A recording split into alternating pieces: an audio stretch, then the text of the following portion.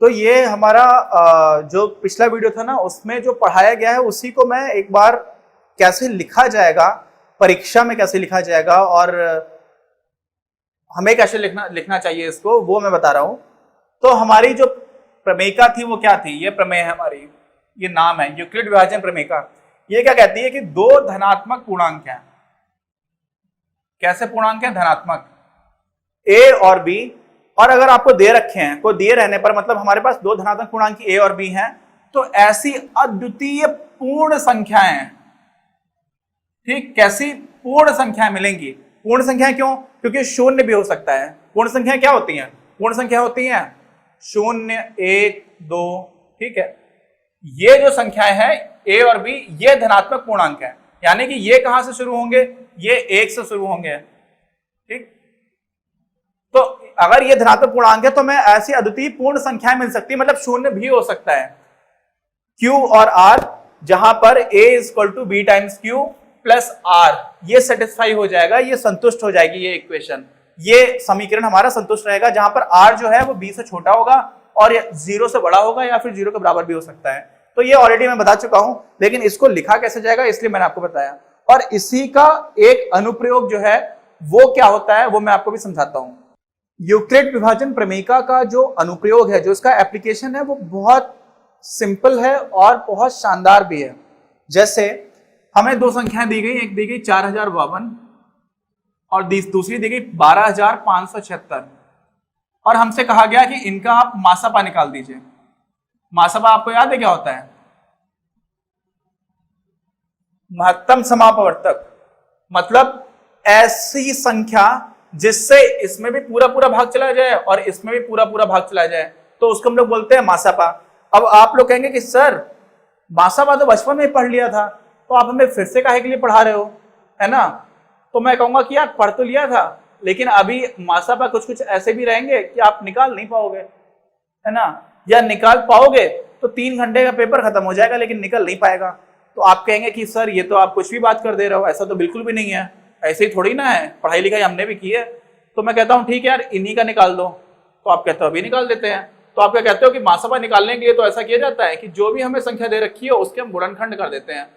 Very good, पढ़ाई तो की है आपने, कर दीजिए गुणनखंड। तो आप कहते हैं ये तो सम संख्या दिख रही है, इसको हम 2 से भाग देंगे, तो यहाँ पर जाएगा 2 0 2 6, फिर आप कह रहे हैं फिर सम है, फिर से 2 से भाग दे देते हैं, 1 0 1 3। अब आप कहते हैं इसमें क्या किया जाए, क्या ये 2 से भाग जाएगा? नहीं जाएगा, आप कह देते हैं 3 से जाएगा। आप कहते हैं संख्याओं को जोड़ लो, 1 और 1 2 और 3 5, 5 में तो 3 से भाग जाता नहीं है, तो इसका मतलब इस संख्या में भी नहीं जाएगा। यहाँ पर 5 है क्या? 5 भी नहीं है, तो 5 से भी नहीं जाएगा। फिर आप कहते हो 7 से भाग जाएगा क्या? आप करके देख लो, 7 से क्या 1013 में भाग जाएगा? तो आप कहते हो 7 एकम 7, 3 1 आ गया 31, 7 चौको 28, फिर क्या बचा 3, उसके बाद से 3 आ गया, तो ये 7 से भी नहीं जा रहा है। अब 11 से जाएगा क्या? क्योंकि 9 से तो जाएगा, जब 3 से नहीं जा रहा तो 9 से भी नहीं जाएगा। 11 से जाएगा तो 11 का क्या होता है? 11 की विभाज्यता का नियम क्या होता है? 1013 है, तो आप क्या करते हो, सम को जोड़ लेते हो, विषम विषम स्थानों को जोड़ लेते हो, और ये हो गया 2 और ये हो गया 3, और उनका जो अंतर है वो 11 से अगर विभाजित है तो आप उसमें भाग जाएगा। तो 1 में तो 11 से भाग जाता नहीं, यानी कि 11 से भी नहीं जाएगा। फिर 13 से जाएगा क्या? आप यही करते चले जाओगे, समझ लो ना, पूरा पेपर खत्म हो जाएगा आपका 3 घंटे का। कक्षा 10 में ये क्वेश्चन आ गया बोर्ड एग्जामिनेशन में, और आपने ये दिमाग लगा दिया कि ये तो बचपन से ही पढ़ा हुआ है और उसी तरीके से करेंगे, तो राजा बाबू ये मान लो कि पूरा पेपर आप 3 घंटे इसी में दे जाओगे। पूरा एक सवाल आपका 3 घंटे में निपट जाएगा और आप भी निपट जाओगे उसी के साथ। क्योंकि अगर इतनी बड़ी प्राइम नंबर मिल जाए, इसको हम लोग हिंदी में बोलते हैं अभाज्य संख्या, और इसको इंग्लिश में क्या बोलते हैं? इसको बोलते हैं प्राइम नंबर, ठीक। तो अगर हमें इतनी बड़ी संख्या मिल गई जो हमें पता ही नहीं है कि ये पूर्ण संख्या, मतलब ये सॉरी अभाज्य संख्या है या नहीं है, तो हम तो भाग करते चले जाएंगे। और वास्तव में मजे की बात है कि ये एक अभाज्य संख्या है, इसमें 1013 से ही भाग जाएगा। तो अगर ये मैंने ना बताया होता तो जिन लोगों को लग रहा है कि उन्होंने बचपन में बहुत पढ़ाई कर ली है, वो लोग 3 घंटे से ज्यादा लगा देंगे इसको सॉल्व करने में, ठीक है। दूसरी संख्या है, तो चलिए हमें इसके तो गुणनखंड मिल गए, वो भी तब मिल गए जब मैंने आपको बता दिया, नहीं तो ये हो नहीं पाता। अब दूसरे को करके देखते हैं।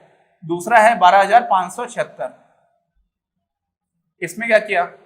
ये भी आपको दिख रहा है सम संख्या है, 2 से भाग देंगे, 2 छंग 12, 2 दूनी 4, 2 अट्ठे 16, 2 अट्ठे 16, ठीक।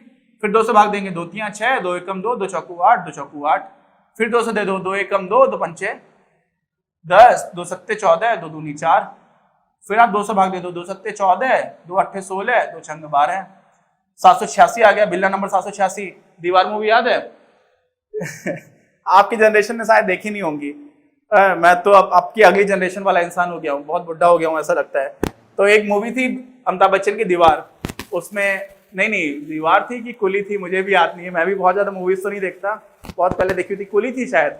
तो उसमें वो 786 नंबर का बिल्ला रखता है, तो उसको गोली लगती है तो बिल्ले में लग जाती है, बिल्ला उसको कई बार बचाता है। और ये हमारे यहाँ एक इस्लाम धर्म है, उसमें भी 786 की इंपॉर्टेंस है।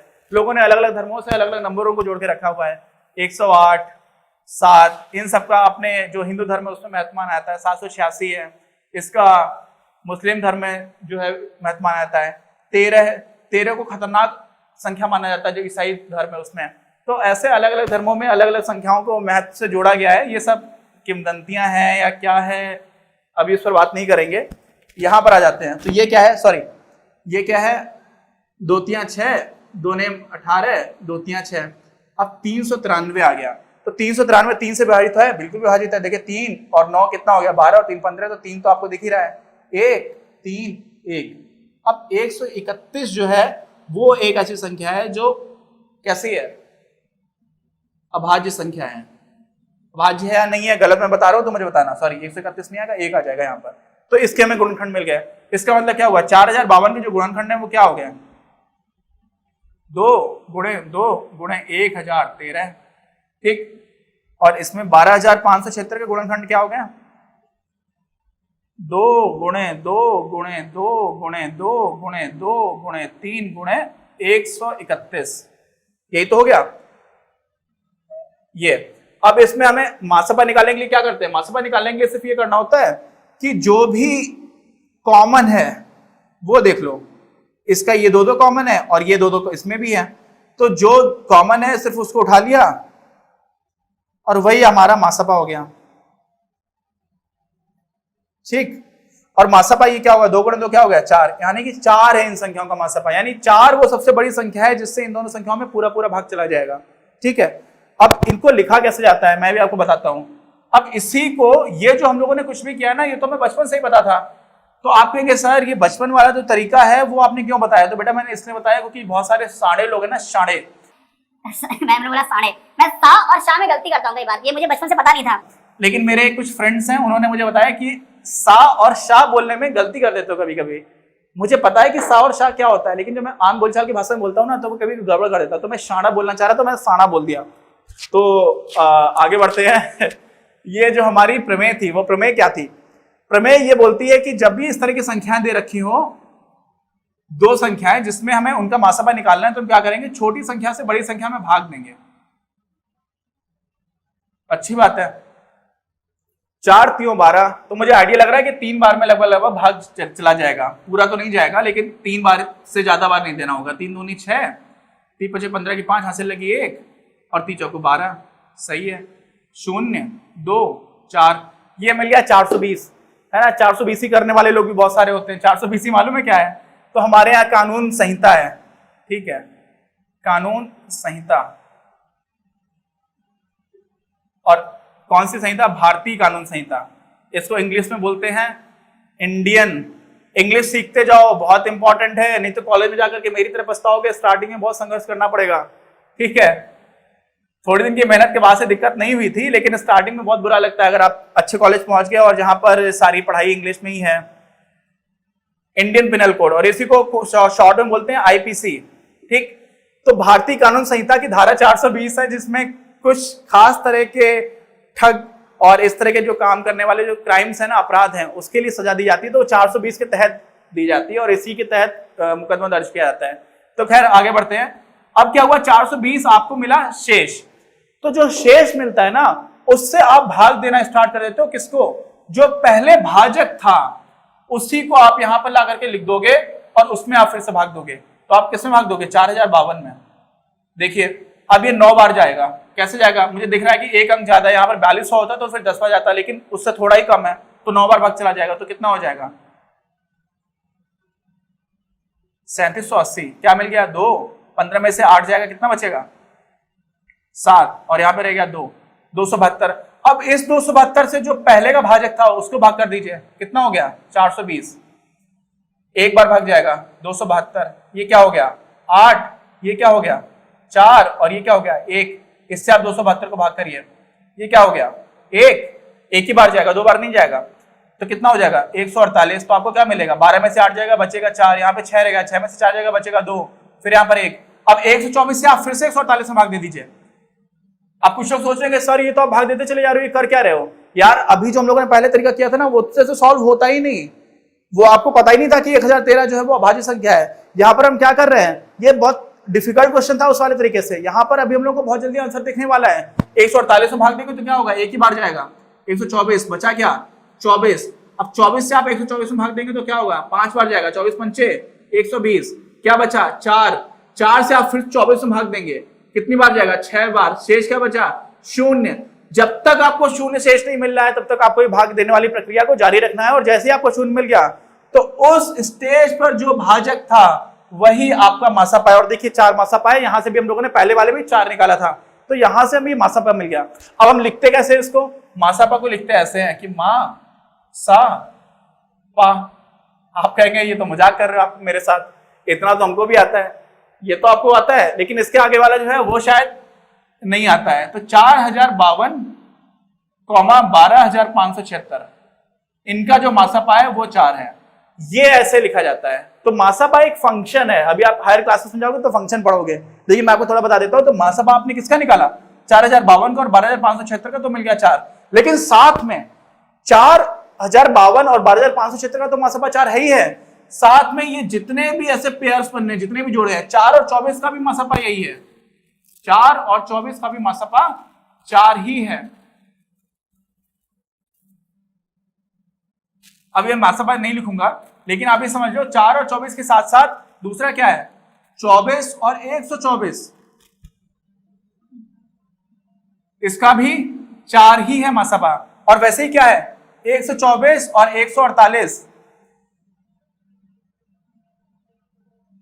इसका भी मासापा क्या है 4 है। वैसे ही 148 272 का भी मासापा क्या है 4 है।